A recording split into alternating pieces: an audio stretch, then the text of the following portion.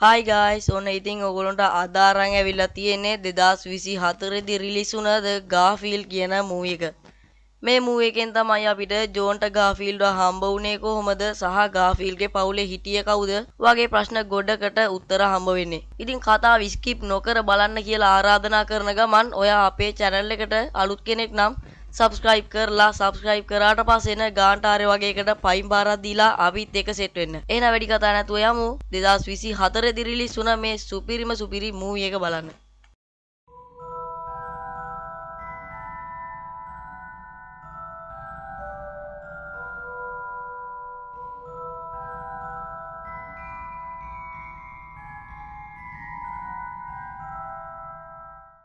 කතාව පටන් ගනිද්දිම අපිට පෙන්වන්නේ ගාෆීල්ඩ් ෆෝන් එකෙන් කෑම ඕඩර් එකක් දාන විදිහ. මේ කාලේ තාක්ෂණය ගොඩක් දියුණු නිසා ඒ ඕඩරේ විනාඩි ගානකින් ළඟටම හම්බ වෙනවා. මෙයා මේ ඕඩර් කරපු පීසා එකක් කන ගමන් අපි බලන්න යන කතාව කියන්න පටන් ගන්නවා. ඔන්න පුංචි කාලෙදී ගාෆීල්ඩ් ඔයාගේ තාත්තා එක තැනකින් තියලා මං ඉක්මනට මෙන්නම් පුතේ කියලා එතනින් යන්න යනවා. හැබැයි එන්නම් කියලා ගියපු තාත්තා ආයේ එන්නේ නම් නැහැ. මේ වෙලාවේදී ගාෆීල්ට මෙතන තිබුණ හෝටලයකින් කෑම සුවඳක් ඇවිත් මෙයා ඒ හෝටලේ ගාවට යනවා. මේ හෝටලේ තමයි අපේ ජෝනුත් ඉන්නේ. හැබැයි ජෝන් ඉන්නේ නම් මෙච්චර සතුටින් නෙවෙයි.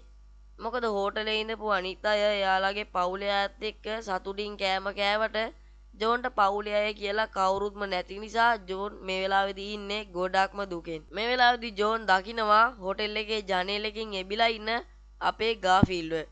ඉතින් ජෝන් ගාෆීල්ඩ්ව ඇතුළට ගන්නවා. ඒ වගේම එයාට ජෝන් ගත්ත පීසා එකෙන් කෑල්ලකුත් දෙනවා. හැබැයි මේ පොඩි කෑල්ල ගාෆීල්ඩ් නම් ගෑවෙන්නවත් මදි. මෙයා ජෝන්ගේ මුළු පීසා එකම කාලා දානවා. මේ වෙලාවේදී මෙතනට හෝටලේ වේටර් එනවා දකින්න ජෝන් ගාෆීල්ඩ්ව මෙනු කාඩ් එකෙන් හංග ගන්නවා. මේ වෙලාවේදී ගාෆීල්ඩ් ජෝන්ගෙන් ලසඤ්ඤා ඉල්ලනවා. ඉතින් ජෝනුත් ලසඤ්ඤා ඕඩර් කරනවා. හැබැයි ජෝන් ආයේ හැරිලා බලනකොට ගාෆීල්ඩ් නම් මෙනු කාඩ් එක ඇස්සේ නැහැ. බලදියා මෙතන ඉන්න අනිත් අය සින්දු කිය නටන අතරේ අනිත් අයගේ කෑම ටික කන්න පටන්ගෙන ජෝන් ගාෆීල්ඩ්ව අල්ලගන්න කොච්චර උත්සාහ කරත් ගාෆීල්ඩ්ව නම් අල්ලගන්න හම්බ වෙන්නේ නැහැ. අන්තිමේදී ගාෆීල්ඩ් ජෝන් අර ඕඩර් කරපු ලසඤ්ඤා එකටත් රිංගගෙන. ඉතින් ජෝන් ගාෆීල්ඩ්ව පෙට්ටියත් එක්කම අරගෙන ගිහිල්ලා එළියෙන් තියනවා. ජෝන් කියනවා ගාෆීල්ඩ්ට ගෙදර යන්න කියලා. මේ වෙලාවේදී ගාෆීල්ඩ් හයියෙන් අඬන්න පටන් ගන්නවා. ඒ වෙලාවේදී තමයි ජෝන්ට තේරෙන්නේ ගාෆීල්ඩ්ට යන්න තැනක් නැහැ කියලා. ඉතින් ජෝන් තීරණය කරනවා ගාෆීල්ඩ්ව හදාගන්න. හැබැයි මෙතන පොඩි ප්‍රශ්නයකුත් තියෙනවා. ඒක තමයි ජෝන් ඉන්න ඇපාර්ට්මන්ට් එකේ සත්තු හදන්න බැරි එක. මේක නිසා ජෝන්ට අලුතෙන්ම ගේකුත් ගන්න වෙනවා. ටික කාලයක් යද්දී මෙයාලගේ පුංචි පවුලට ඕඩිත් එකතු වෙනවා.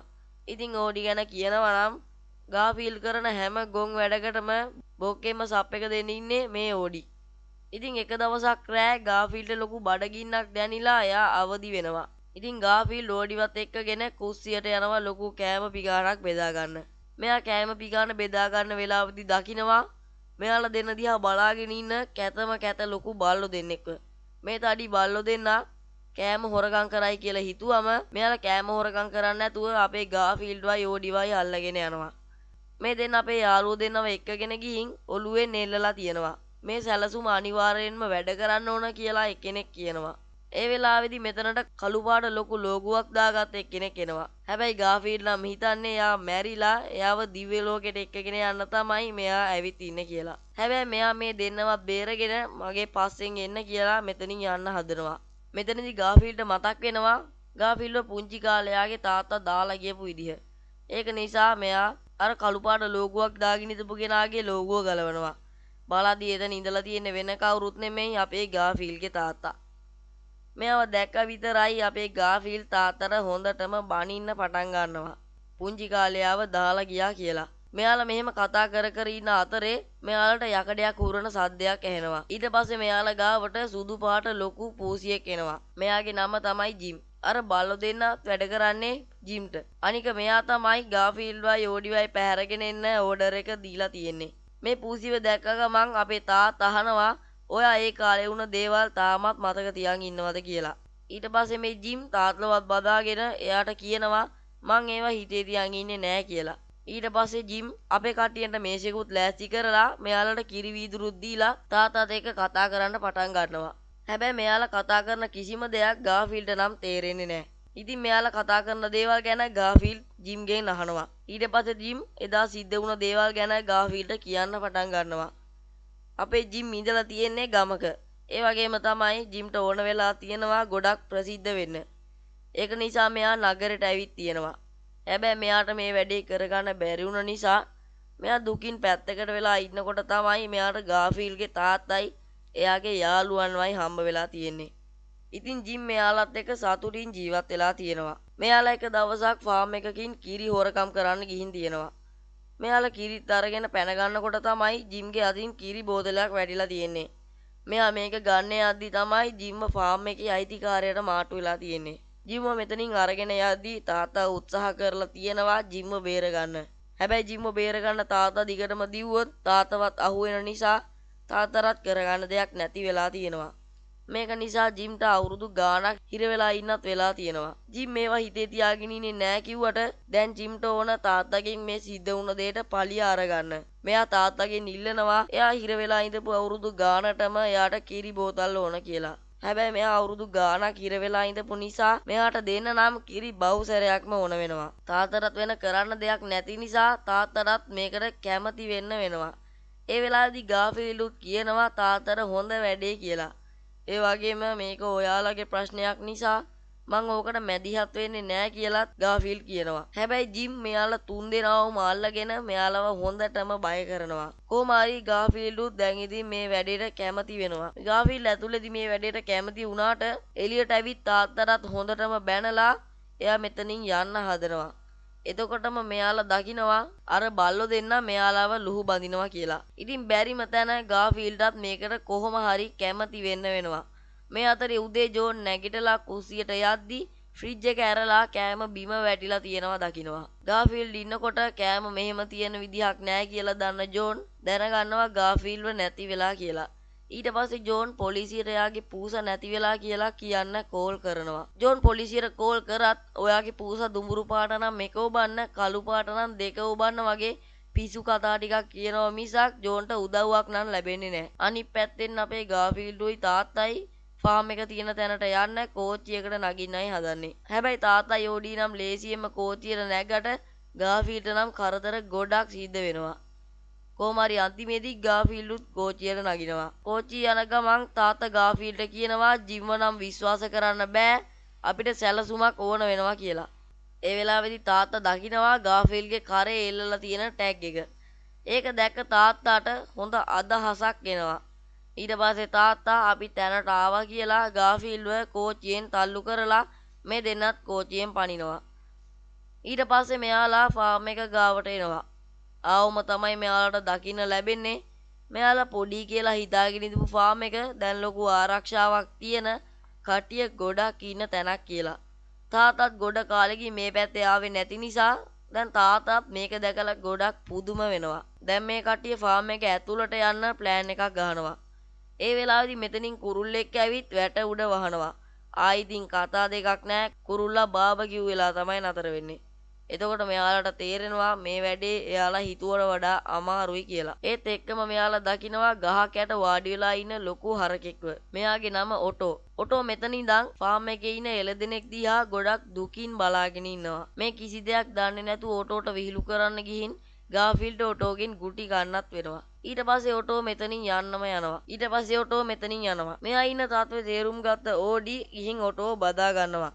ඉතින් ඔටෝත් ඕඩිගේ ඔළුව අත ගන්නවා. අර ෆාම් එක ඇතුලේ හිටපු එළදෙනගේ නම එතෙල්. එයා තමයි ඔටෝගේ පෙම්වතිය. මේ ෆාම් එක කලින් අයිති වෙලා තිබිලා තියෙන්නේ වයසක 100 කෙනෙක්ට. පස්සේ එයාගෙන් ලොකු කම්පැනි එකක් මේ ෆාම් එක සල්ලි වලට අරගෙන. හැබැයි මේ කට්ටිය ඔටෝව මෙතනින් අරන් ගිහින් තියෙනවා. හැබැයි ඔටෝ එතනින් පැනලා ඇවිත් තියෙනවා. එයාටත් ඕන කොහොම හරි මේ ෆාම් එක ඇතුලට ගිහින් එතෙල්ව බේරගන්න. මේ කතාව කියලා ඉවරුනාම ගාෆීල්ඩ් ඔටෝට කියනවා එයාලටත් ඕන මේ ෆාම් එක ඇතුළට යන්න එයාලට ඇතුළට යන්න උදව් කරන්න කියලා. හැබැයි ඔටෝ කිසිම දෙයක් නොකිය මෙතනින් යන්න යනවා. හැබැයි ගාෆීල්ඩ් අපිට එතෙල්වත් බේරගන්න පුළුවන් වෙයි කියලා කිව්වම ඔටෝ මේ වැඩේට එක පයින්ම කැමති වෙනවා. ඊට පස්සේ ඔටෝ එයාගේ සැලසුම මෙයාලට කියන්න පටන් ගන්නවා. ඒ විතරක් නෙමෙයි ඔටෝ මෙයාලට ට්‍රේනින් එකකුත් දෙන්න පටන් ගන්නවා. හැබැයි ගාෆීල්ඩ්ුයි තාත්තයි හැම වැඩේම අනා ගන්නවා. මොකද මෙයාලා දෙන්න අතරේ කිසිම සමගියක් නැති නිසා. ඊට පස්සේ ඔටෝ කරන්නේ මේ දෙන්න ගහක බැඳලා දාන එක. මේ දෙන්න මේකෙන් ගැලවෙන්න හැදුවත් මෙයාලට නම් මෙතනින් බේරෙන්න හම්බ වෙන්නේ නැහැ. මේ අතරේ තාත්තා එදා රෑ සිද්ධ වුණ ඇත්තම සිද්ධිය ගාෆීල්ඩ් කියන්න පටන් ගන්නවා. ඇත්තටම එදා රෑ මේ දෙන්නම ඉඳලා තියෙන්නේ ගොඩක් බඩගින්නේ. ඒක නිසා තාත්තා ගාෆීල්ඩ් එක තැනකින් තියලා හොටෙල් එකක කුණු බකියක් අවසන්න ගිහින් තියෙනවා.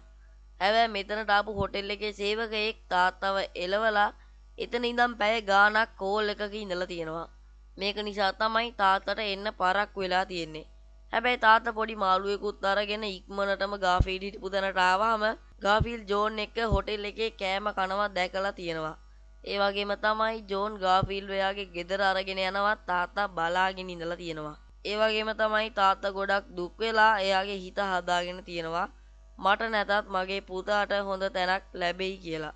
ඊට පස්සේ ගාෆීල්ඩ් අහනවා ඒත් ඇයි ඔයා මාව බලන්නවත් ආවේ නැත්තේ කියලා. ඊට පස්සේ තාත්තා කියනවා මං හැමදාම ඔයා ජෝන් එක සෙල්ලම් කරන දිහා ආසාවෙන් බලාගෙන හිටියා කියලා. ඊට පස්සේ මෙතනට ආපු ඔටෝ ඔයාලා දෙන්නම මගේ පරීක්ෂණයෙන් සමත් කියලා මෙයාලට කියනවා. ඒ වගේම තමයි ඔටෝ මෙයාලට ලොකු ඇටතුනකුත් දෙනවා. ඔයාලා ඇතුළට ගියාම මට මේ වගේ ඔයාලට කතා කරන්න පුළුවන් කියලා. ඒ ඇට හරියට නිකන් බ්ලූටූත් ඩිවයිස් වගේ. අනිත් පැත්තෙන් ජිම් මේක දැනගෙන එයා ෆාම් එකට කෝල් එකක් අරන් කට්ටියක් ඔයාලගේ කිරි හොරකම් කරන්න එනවා කියලා කියනවා.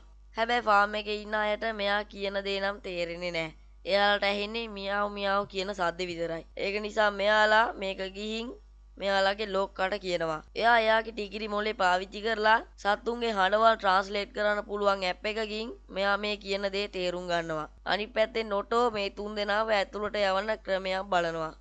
එතකොට මෙයා දකිනවා ඉස්කෝලේ ළමයි වගේක් ෆාම් එක බලන්න ඇවිත් ඉන්න විදිය. ඉතින් මෙයාට හොඳ අදහසක් එනවා. ගාෆීල්ඩ් තාත්තා ඕඩි මේ තුන්දෙනා ඉස්කෝලේ ළමයින්ගේ බෑග් වගේ වෙස්වලාගෙන ෆාම් එක ඇතුළට යනවා. එතනින් කාමරයක් ඇතුළට පයින්න මේ තුන්දෙනා කවුලුවක් ඇතුළෙන් යන්න පටන් ගන්නවා. හැබැයි මෙයාලට පාර වැරදිලා මෙයාලා ලොකු මැෂින් තියෙන ලොකු කාමරයක් ඇතුළට වැටෙනවා. මේ වෙලාවේදී ඔටෝ කියනවා ඔයාලෝ ඉන්න තැන ගොඩක් භයානකයි පරිස්සම් වෙන්න කියලා. හැබැයි ගාෆීල්ඩ් ඔටෝ කියන දේවල් අහන්නේ නැතුව මෙතන ඇවිදින්න පටන් ගන්නවා. එතකොටම ගාෆීල්ඩ් මෙතනින් පල්ලෙහාට වැටෙනවා. හැබැයි එයා වැටිලා තියෙන්නේ ලොකු චීස් කෑල්ලක් උඩට. ගාෆීල්ඩ් ඉතින් කොහොමවත් බඩජාරිය නිසා මේක කාගෙන යන්න පටන් ගන්නවා. හැබැයි මේ ලොකු චීස් කෑල්ල යන්නේ ලොකු චීස් ගාන උපකරණයක් උඩින්. දැන් නම් ගාෆීල්ඩ් ඉවරයි කියලා හිතුවම ඕඩි චීස් කෑල්ල ගෙලිලා ඇවිත් ගාෆීල්ඩ්ව බේර ගන්නවා. හැබැයි එතනින් මෙයාලගේ කරදර ඉවර වෙන්නේ නැහැ. ඊට පස්සේ ගාෆීල්ඩ් යන්නේ චීස් උණු කරන ලොකු තැනකට. ගාෆීල්ඩ් මෙතනිනුත් වැටෙන්න යද්දී ඕඩි කඹයක් දාලා ගාෆීල්ඩ්ව බේර ගන්නවා. හැබැයි කරදර තාම ඉවර නැහැ. ඊළඟට ගාෆීල්ඩ් ඇවිත් තියෙන්නේ චීස් කපන තැනකට. හැබැයි මේ වෙලාවේදී නම් ඕඩිට ගාෆීල්ඩ්ව බේර ගන්න වෙන්නේ නැහැ. ඕඩිත් ඒ චීස් කෑල්ලෙම හිර වෙලා. දැන් නම් මෙයාලගේ කතාව ඉවරයි කියලා හිතුවම තාත්තා ඇවිත් මේ දෙන්නවම බේර ගන්නවා. දැන් ඉතින් තුන් දෙනාත් එක්ක යතුරු තියෙන තැනට යනවා. හැබැයි මෙතන යතුරු නම් නැහැ. බලදි ෆාම් එකේ අයිතිකාරයා යතුරු එයා ගාව තියාගෙන. මොකද එයා දන්නවා මෙයාලා එනවා කියලා. ගාෆීල්ඩ් එයාගෙන් යතුරු අරගන්න හදද්දිම ලොක්කා ගාෆීල්ඩ්ගේ කකුල ගැට ගන්නවා. ගාෆීල්ඩ් ඔටෝගෙන් උදව් ඉල්ලුවත් ඔටෝ කියන්නේ ඔයාලා කොහොම හරි යතුරු අරන් එන්න මං ඔයාලව එළියට ගන්න ක්‍රමයක් බලන්නම් කියලා. ඉතින් මේ තුන්දෙනා මෙතන ලොකු ෆයිට් එකක් කරලා අමාරුවෙන් යතුරු අරගෙන මෙතනින් පැනලා යන්න හදද්දිම ලොක්කා මෙයාලට කරන්ට් එක වද්දලා මෙයාලව අල්ල ගන්නවා.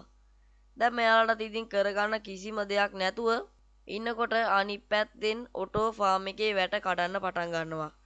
එතන තියෙන CCTV වලින් මේක දකින්න මේ ලොක්කාගේ අවධානය වෙනස් වෙනවා දකින්න තාත්තා අනේ පුතේ මට ආයිත් සමා වෙන්න කියලා ගාෆීල්ඩ්වයි ඕඩිවයි ලොක්කාගේ ඇඟට තල්ලු කරලා එයා ගාව තිබුණ යතුරත් අරන් කිරි ලොරියත් අරගෙන මෙතනින් පැනලා යනවා.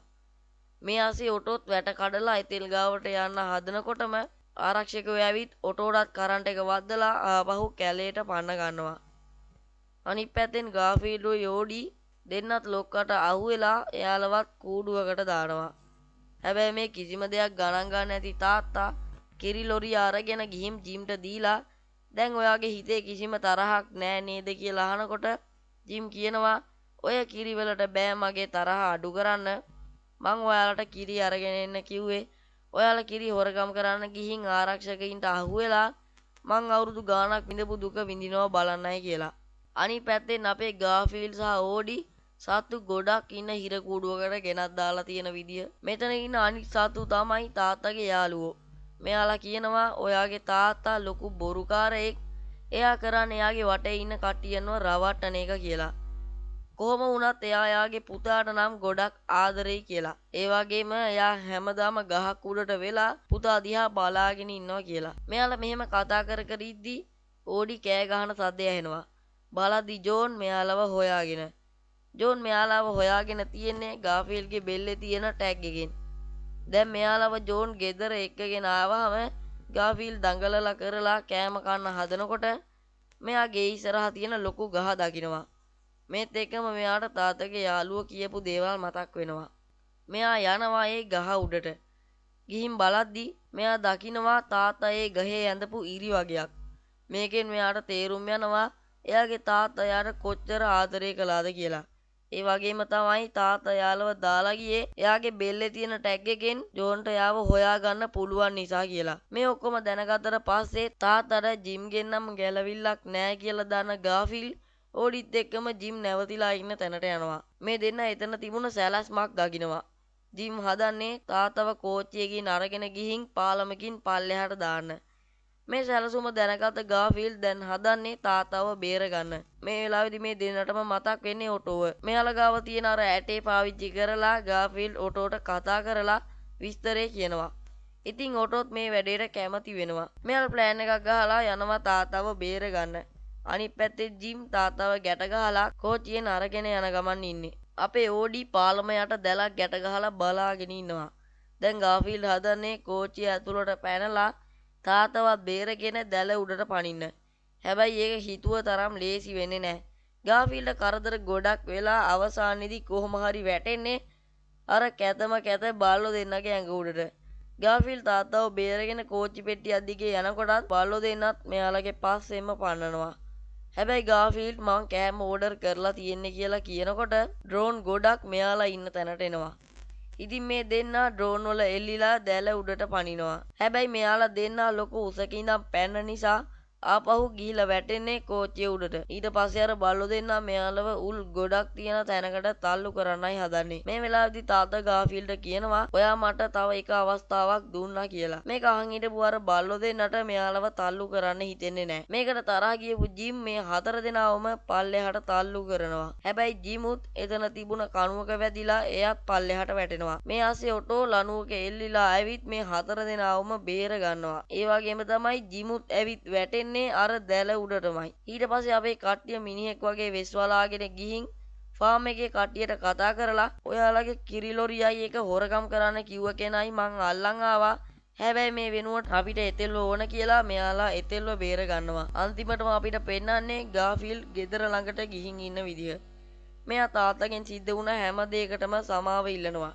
ඒ වගේම තමයි තාත්තර ගෙට එන්නත් කතා කරනවා. හැබැයි තාත්තා මට වැඩ වගේක් තියෙනවා පුතේ කියලා මෙතනින් යන්න යනවා. හැබැයි බලද්දි තාත්තා ගිහින් තියෙන්නේ අර ගහ උඩටමයි. තාත්තර දවසේම කරන්න තියෙන එකම වැඩේ තමයි ගහ උඩට වෙලා ගාෆීල් දිහා බලන් ඉන්න එක. ඒත් එක්කම 2024 දී රිලීස් වුණ මේ සුපිරි මූවි එකත් ඉවර වෙනවා. මූවි එක හොඳ නම් ඔයාලගේ අදහස පල්ලෙහායින් කමෙන්ට් කරන් යන්න.